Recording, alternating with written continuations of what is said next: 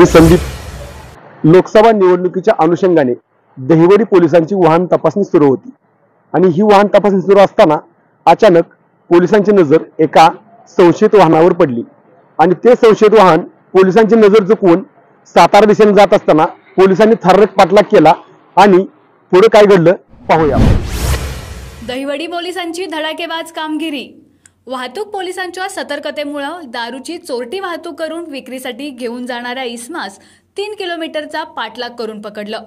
75,000 रुपयांचा मुद्देमाल जप्त करण्यात आला. दहिवडी पोलीस स्टेशनमधील वाहतूक पोलीस अंमलदार हे दैनंदिन वाहतूक नियमन कर्तव्याकरता पिंगळी चौक येथे असताना एक संशयित इसम भरधाव वेगाने मोटरसायकल क्रमांक MH11 DK 3184 वरून टाकीवर हिरव्या रंगाच्या पोत्यामध्ये काहीतरी घेऊन जात असताना दिसल्यानं त्यास हात करून थांबवण्याचा इशारा केला असता सदर इसमाने गाडी न थांबवता जोरात पुढे निघून गेल्यामुळे वाहतूक पोलीस अंमलदार सागर लोखंडे आणि सहदेव साबळे यांनी जवळपास 3 किलोमीटर पाठलाग करून सदर इसमास पकडलं असता त्यांनी त्याचे नाव सागर महादेव जाधव राहणार महिमानगड असं सांगितलं.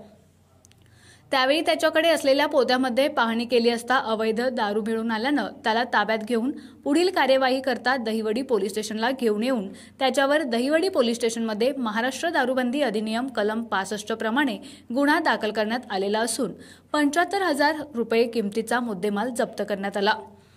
सदरची कामगिरी सातारा पोलीस अधीक्षक श्री समीर शेख, अप्पर पोलीस अधीक्षक आचल दलाल मॅडम, उपविभागीय पोलीस अधिकारी दहिवडी अश्विनी शेंडगे मॅडम यांच्या मार्गदर्शनाखाली सहाय्यक पोलीस निरीक्षक Akshay Sonawane, police constable Sahadev Sable, police constable Sagar Lokhande, police constable Ramchandra Phad यांनी केली असून गुन्ह्याचा पुढील तपास पोलीस नाईक सचिन बावरे हे करत आहेत.